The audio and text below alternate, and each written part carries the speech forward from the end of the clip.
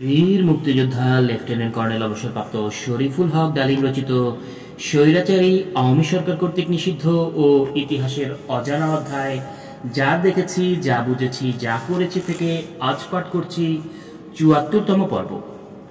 আপনাদের এ ধরনের অপারগতার সুযোগে তারা তাদের নীল নকশার জাল বিস্তার করে চলছে। তাদের জালে আটকা পড়ে থাকা নির্জীব বাংলাদেশ আমাদের কাম্য নয়। পরনির্ভরশীল পঙ্গু বাংলাদেশকে স্বাধীন করার জন্য হাজার হাজার বাঙালি রক্তের গঙ্গা বইয়ে দিচ্ছে না বাংলাদেশের পথে প্রান্তরে। আমরা তথা আপামর জনসাধারণ বাংলাদেশকে স্বাধীন করার জন্য দৃঢ় প্রতিজ্ঞ। পৃথিবীর অন্যান্য জাতি যদি ১২ বছর, ১৫ বছর, ২০ বছর রক্তক্ষরণের ত্যাগ স্বীকার করে নিজেদের শক্তির বলে তাদের দেশকে শত্রুমুক্ত করে স্বাধীনতা অর্জন করে থাকতে পারেন, তবে আমরাই বা পারব না কেন আমাদের নিজ শক্তিতে স্বাধীনতা সূর্যকে হানাদার বাহিনীর কবল থেকে ছিনিয়ে নিতে? পৃথিবীর অনেক জাতি তাদের মুক্তি সংগ্রামে মিত্র দেশের সহযোগিতা গ্রহণ করেছে সংগ্রামকালে, কিন্তু তাই বলে তারা নিজেদের সত্তাকে তো বিকিয়ে দেয়নি। আপনি প্রধানমন্ত্রী, আপনার দায়িত্ব হচ্ছে সবকিছু দেখে শুনে জাতীয় স্বার্থকে প্রাধান্য দিয়ে দৃঢ়তার সাথে সমস্যার মোকাবেলা করে এগিয়ে যাওয়া। আপনি যদি সততা ও আন্তরিকতার সাথে এগিয়ে চলেন, তবে আপনি আপনার যাত্রাপথে নিঃসঙ্গ হবেন না। আমরা সবাই থাকব আপনার সাথে। প্রধানমন্ত্রী আমাদের বক্তব্য শুনে বললেন তিনি কিছু একটা করবেন। কর্নেল ওসমানীকে প্যাসিভস করার দায়িত্ব নিয়ে বেরিয়ে এলাম আমরা। বাইরে এসে শুনলাম গুজব ছড়িয়ে পড়েছে তাজউদ্দিন এবং প্রবানী সরকারের সাথে কর্নেল ওসমানীর মতানৈক্য ঘটায় তিনি নাকি কমান্ডার ইন চিফ হিসেবে হুকুম দিয়েছেন সমস্ত আওয়ামী লীগ সরকারকে অ্যারেস্ট করতে।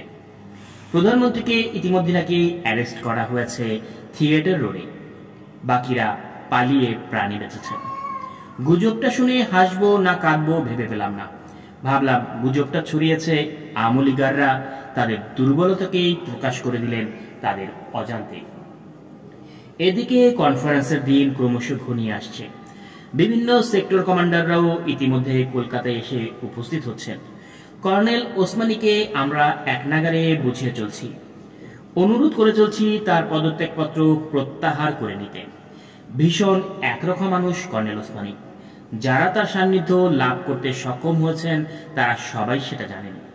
অত্যন্ত আত্মসম্মানবোধী এবং অভিমানী তিনি। নীতির প্রশ্নে জীবনে কেউই তাকে আপোস করাতে সক্ষম হয়নি। নূর ও আমাকে তিনি ভীষণভাবে স্নেহ করতেন। বকাও খেয়েছি অনেক, কোনো সময় অযৌক্তিকভাবেও বটে।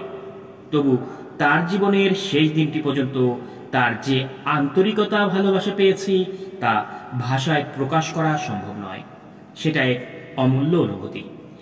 একান্ত নিভৃতে শ্রদ্ধার সাথে তাকেও তার স্মৃতিগুলো আমি স্মরণ করে যাব সারা জীবন। চাকুরিতে থাকাকালীন এবং চাকরিচ্যুত অবস্থায় আমরা নিজেদের মাঝে অনেক মতামত বিনিময় করেছি নির্দ্বিধায়। এমনকি অনেক ব্যক্তিগত এবং পারিবারিক সমস্যা সম্পর্কেও তার পিত্তসুলভ আচরণ ও উপদেশগুলির কথা আজও মনে হলে হৃদয় ভারাক্রান্ত হয়ে ওঠে। যাক সে কথা, বাইরের ওসমানীর চেয়ে তার অন্তরের কিছুটা জানতে পারার সৌভাগ্য আমার হয়েছিল বলে নিজেকে আমি ধন্য মনে করি। আমাদের আকুতি মিনতির জবাবে তিনি কিছুই বলছেন না। এমন একটা অনিশ্চয়তার মাঝেই শুরু হলো সম্মেলন ১১ জুলাই ১৯৭১। অধিবেশনের আগে যখন এ সমস্ত ঘটনা ঘটছিল, তখনই মে মাসের শেষ দিকের একদিন বয়রা সেক্টরের একটি অপারেশনে আমি প্রথমবারের মতো গুলিবিদ্ধ হই। ইনজুরিটা বিশেষ সিরিয়াস ছিল না। ডান হাতের মাঝের আঙ্গুলটা ভেঙে গিয়েছিল গুলি লেগে। আল্লাহর অসীম কৃপায় প্রাণে বেঁচে যাই। ক্ষত নিয়েই আমার দায়িত্ব চালিয়ে যাচ্ছিলাম। হাতের ব্যান্ডেজ নিয়েই সেক্টরে সেক্টরে ঘুরে ফিরছি। ফলে ঠিকমতো ওষুধ এবং কেয়ার না নেওয়ায় ক্ষতটা একটা খারাপ ধরনের ইনফেকশন দেখা দেয়। ফলে হেডকোয়ার্টার্সের সাথে সার্বক্ষণিক যোগাযোগ আমি রক্ষা করতে পারিনি।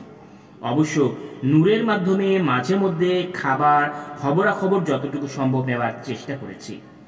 সেক্টর থেকে যোগাযোগের ব্যবস্থাও ছিল খুব সীমিত ও সম্মেলনে সব সেক্টর থেকে কমান্ডাররা এসেছিলেন। সম্মেলনের দিন সকালে নূর এসে বলল, কর্নেল ওসমানী কনফারেন্স অ্যাটেন্ড করবেন না, কারণ প্রধানমন্ত্রী ও মুজিবনগর সরকারের কাছ থেকে তিনি তার পদত্যাগের ব্যাপারে সন্তোষজনক কোনো জবাব পাননি। সেক্ষেত্রে তার পক্ষে সম্মেলনে উপস্থিত হওয়াটা হবে অসম্মানজনক। তাছাড়া সম্মেলনে সবাই তাকে পদত্যাগের কারণও জিজ্ঞাসা করতে পারেন। পদত্যাগের সঠিক কারণ এই মুহূর্তে সবাইকে জানানোটা সমীচীন মনে করছেন না কর্নেল ওসমানী। নূর এই খবরটা আমাকে জানিয়ে অনুরোধ করল সমস্ত ব্যাপারটা গোপন রাখতে। মুজিবনগর সরকারের প্রতিক্রিয়া দেখে কর্নেল ওসমানী তার পরবর্তী পদক্ষেপ ঠিক করবেন আভাস পেলাম।